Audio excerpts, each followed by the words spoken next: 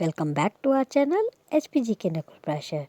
जैसा कि आपको पता है हम लोग साइकोलॉजी के चैप्टर वाइज डिस्कशन कर रहे हैं और उसी कड़ी में आज का चैप्टर जो है वो है चैप्टर नंबर 3 यानी कि लेसन 3 और ये इसका रहेगा पार्ट 1।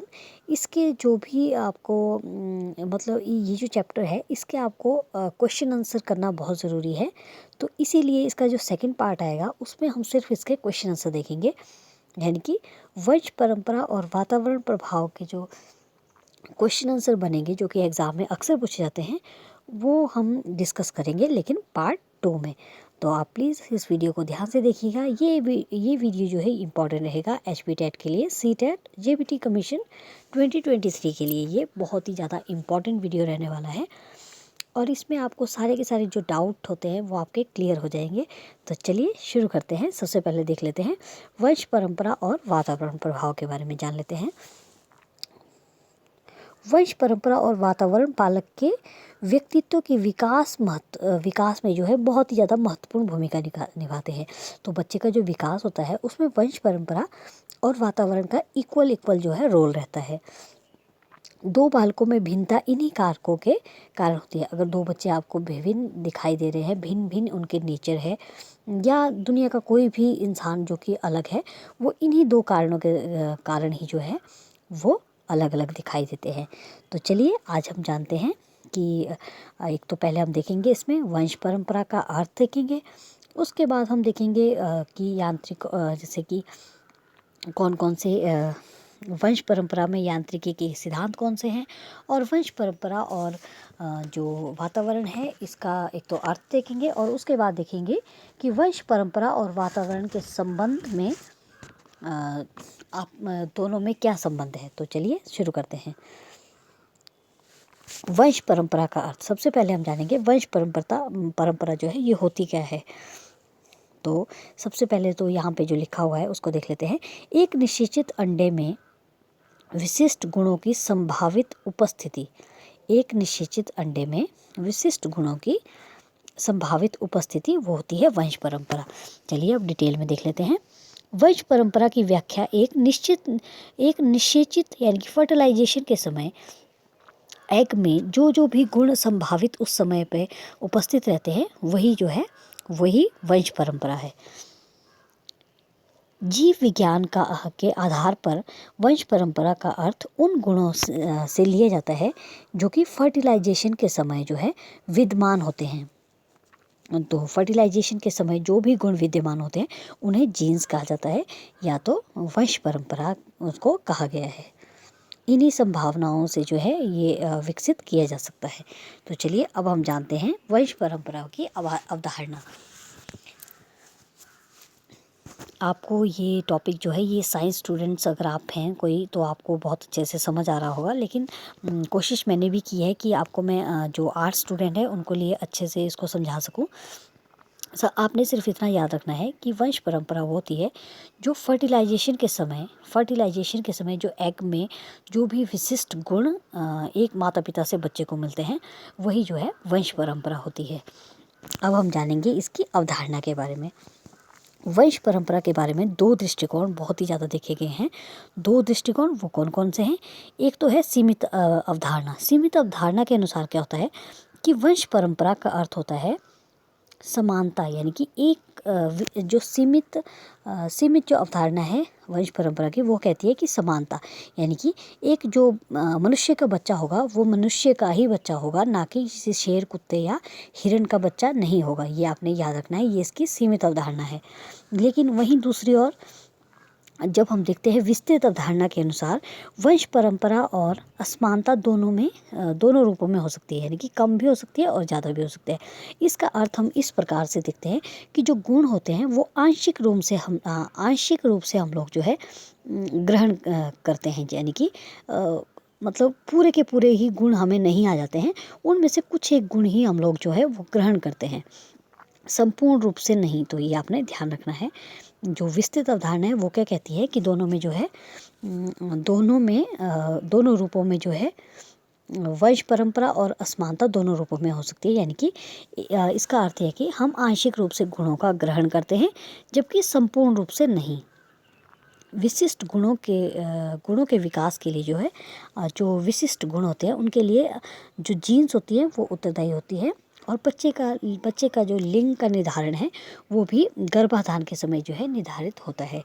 तो याद रखिएगा, बच्चे का लिंग कब निर्धारित होता है, ये होता है गर्भाधान के समय। अब हम जानेंगे, आई होप आपको वंश परंपरा समझ आ गई होगी।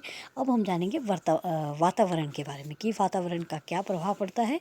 और वातावरण का सबसे पहले देखेंगे अर्थ, और वातावरण के और वंश परंपरा के में दोनों वातावरण और वंश परंपरा का क्या प्रभाव पड़ता है, इन सब के बारे में हम चर्चा करेंगे। तो चलिए अब देखते हैं वातावरण। तो वातावरण का जो अर्थ यहाँ पे लिखा गया है वो है, वातावरण वह सब कुछ है जो आनुवंशिक गुणों के अतिरिक्त व्यक्ति पर प्रभावित रहते हैं। जब भी हम साइकोलॉजी पढ़ते हैं तो हम देखते हैं कि वातावरण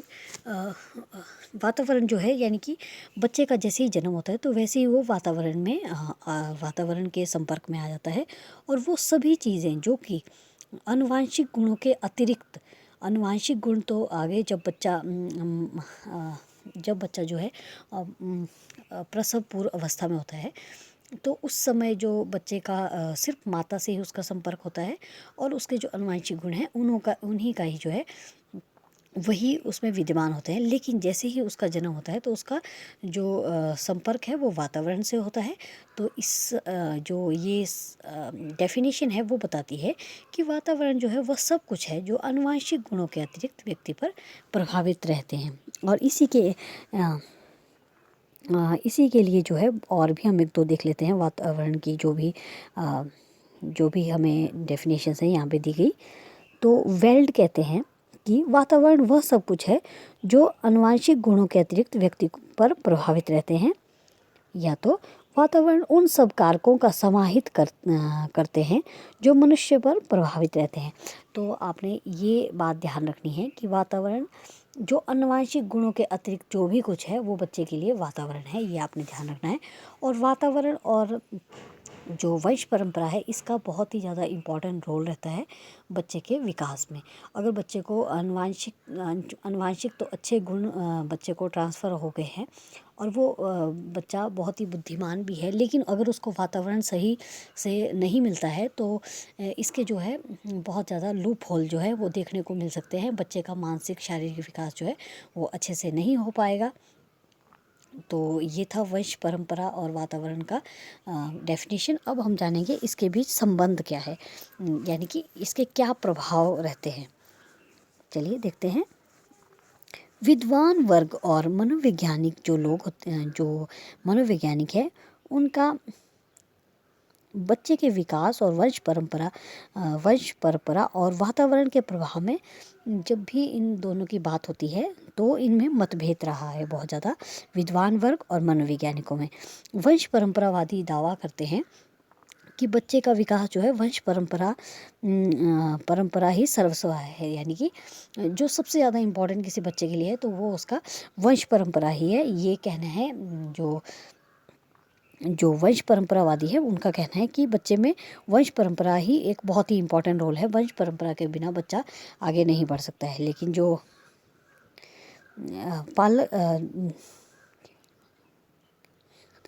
और जो वातावरण यानी कि पर्यावरणविद है उनका कहना है कि बच्चे को जो है बच्चे का जो वातावरण है वो अगर सही होगा तो उसको सही से भी उसको आप कोई भी जो भी आप बनाना चाहे वो बना सकते हैं। तो एक प्रसिद्ध वाटसन जो है ये प्रसिद्ध अर्थशास्त्री थे, माफ़ कीजिएगा ये मनोवैज्ञानिक थे, और इन्होंने कहा कि मुझे कोई भी एक बालक दे दो, मैं उसे वह बना दूंगा जो तुम चाहते हो। तो ये जो पर्यावरणविद थे उनका कहना था कि वातावरण जो है वो सबसे ज़्यादा इम्पॉर्टेंट रोल अदा करता है एक बच्चे के विकास के लिए। लेकिन जो वंश परंपरावादी थे उनका कहना कुछ और ही था। उनका कहना था कि वंश परंपरा ही सबसे इम्पॉर्टेंट रोल अदा करती है बच्चे के विकास में। तो चलिए अब हम जान लेते हैं। तो हमने जो जाना कि वंश परंपरा और वातावरण के बिना जो है बच्चा अच्छे से उसका विकास नहीं हो सकता है। तो इसको हम देख सकते हैं मैं आपको इसके एग्जाम्पल के तौर पर बताती हूँ। वंश परंपरा और वातावरण की तुलना बीज और मिट्टी से की जाती है। जो बीज और मिट्टी होता है उससे हम इसकी तुलना कर सकते हैं, यानी कि एक स्वस्थ पौधे को बढ़ाने के लिए दोनों को की आवश्यकता होती है। आपने देखा होगा, अगर आप एक पौधे को लगाते हैं और उसको जो है उसको स्वस्थ पौधे को बढ़ाने के लिए जो है दोनों की आवश्यकता है, वातावरण भी और उसके वंश परंपरा के। बीज में उगने की संभावनाएं हैं और वह बिना मिट्टी के उग नहीं सकता। तो ये बीज और मिट्टी का जो हमने एग्जांपल लिया, इससे आपको क्लियर हो गया होगा कि वंश परंपरा और वातावरण की भी अवस्था यही है। वंश परंपरा बीज है और वातावरण जो है मिट्टी है, जिससे कि बच्चे का विकास जो है अगर आप बहुत अच्छे से करना चाहते हैं तो उसको जो है वंश परंपरा भी उसका इम्पॉर्टेंट रोल है और वातावरण का भी बच्चे पे बहुत ही इम्पॉर्टेंट रोल है। तो दोनों का ही आपस में बहुत ही गहरा संबंध है, ये आपने याद रखना है, वातावरण और वंश परंपरा का। और अगर आपको वीडियो अच्छी लग रही है तो प्लीज़ लाइक शेयर ज़रूर करें। अब हम जानेंगे वंश परंपरा यांत्रिकी के सिद्धांतों के बारे में हम करेंगे। चलिए देखते हैं। गाल्टन सबसे पहला जो है वो है गाल्टन का सिद्धांत। गाल्टन ने विभिन्न गुणों का स्थानांतरण, यानी कि जो गाल्टन थे उन्होंने विभिन्न जो गुण होते हैं उनका स्थानांतरण, यानी कि जैसे कि उनको ट्रांसफ़र कैसे किया जाता है, इसके बारे में उन्होंने स्टडी की। यानी कि गुण जो है कैसे स्थानांतरण होते हैं, इसके बारे में उन्होंने अध्ययन किया और उन्होंने अध्ययन करके पाया कि उसने पीढ़ी दर पीढ़ी जो है इसका उन्होंने एक तो स्टडी की और उसमें उन्होंने पाया कि वंशानुगत जो गुण होते हैं वो किसी जीवधारी के तत्कालिक माता पिता के प्राप्त होते हैं, यानी कि जो उस समय पे बच्चों के माता पिता होते हैं उससे बच्चों को जो है वो सारे के सारे गुण जाते हैं। और इसमें इन्होंने गुणों को जो है ये परिगणन के माध्यम से बताया, यानी कि कितने प्रतिशत जो है किसके गुण माता पिता के, कितने दादा दादी के या नानी के जाते हैं, उन्हीं के बारे में इन्होंने व्याख्यान किया। चलिए जानते हैं। इसमें 50% जो गुण होते हैं वो बच्चों में आते हैं जो उनके माता पिता हैं उनसे, 25% आते हैं दादा दादी से और 12.5% जो है ये आते हैं परदादा दादी या नाना नानी के से जो है बच्चों को ये जो है गुण मिलते हैं। इसी क्रम में पिछली पीढ़ियों के गुण भी स्थानांतरित होते रहते हैं। ये था गाल्टन का सिद्धांत। तो गाल्टन का सिद्धांत का नाम क्या है? ये है गुणों के स्थानांतरण का परिगणन इन्होंने किया है। और इन्होंने कहा कि 50% जो है माता पिता, 25% दादा दादी और 12.5% जो है ये दादा दादी और या नाना नानी के गुण रहते हैं। अब अगला है बीजमैन का सिद्धांत। इस सिद्धांत को जर्मप्लाज्म यानी कि जनन द्रव की निरंतरता के सिद्धांत के रूप में जाना जाता है। बीजमैन कहते हैं कि जनन द्रव में निरंतरता होती है, यानी कि जनन द्रव में जो है निरंतरता होती है। यह एक पीढ़ी से दूसरी पीढ़ी तक स्थानांतरित होते रहते हैं। यह इस निरंतरता का परिणाम है कि मनुष्य की संतति जो है मनुष्य ही होगी। तो ये जो बीजमैन कहते हैं कि इन्होंने जर्मप्लाज्म पे निरंतर पे जोर दिया था, जिसमें इन्होंने कहा कि जो जनन द्रव होता है वो उसमें निरंतरता होती है और ये एक पीढ़ी से दूसरी पीढ़ी में स्थानांतरित होते रहते हैं। अगला है डार्विन का सिद्धांत, वेरी वेरी इंपॉर्टेंट। डार्विन का सिद्धांत जो है, डार्विन ने एक किताब लिखी थी, चार्ल्स डार्विन का नाम है। इन्होंने 1859 में एक किताब लिखी थी जिसका नाम है origin of species means of natural selection. ये वेरी इंपॉर्टेंट बुक है, एक बार फिर से देखेंगे। 1859 में एक बुक लिखी है जिसका नाम है the origin of species bye means of natural selection. ये किताब लिखी है चार्ल्स डार्विन ने। इस सिद्धांत के अनुसार जीवन का विकास प्राकृतिक चयन द्वारा किया होता है, यानी कि इनके कहने का मतलब है कि नेचर खुद डिसाइड करती है कि उसने किसको जो है जीवन दान देना है। ये इनके अकॉर्डिंग मानना था कि प्रकृति जो है चयन करती है खुद, जीवन का विकास का जो है प्रकृति खुद चयन करती है। और इन्होंने एक सर्वाइवल ऑफ द फिटेस्ट भी इनके डार्विन जो है ये विकास जो इनका सिद्धांत है विकास का, इसको योग्यतम की रक्षा यानी कि सर्वाइवल ऑफ द फिटेस्ट भी इसे कहते हैं। नेक्स्ट है मेंडल का सिद्धांत।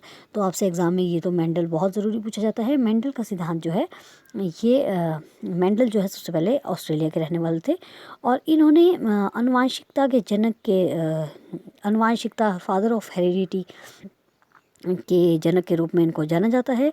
और इन्होंने बड़े मटरों के दाने पर जो है, याद रखिएगा, मटरों के दाने पर इन्होंने जो है अपना प्रयोग किया था।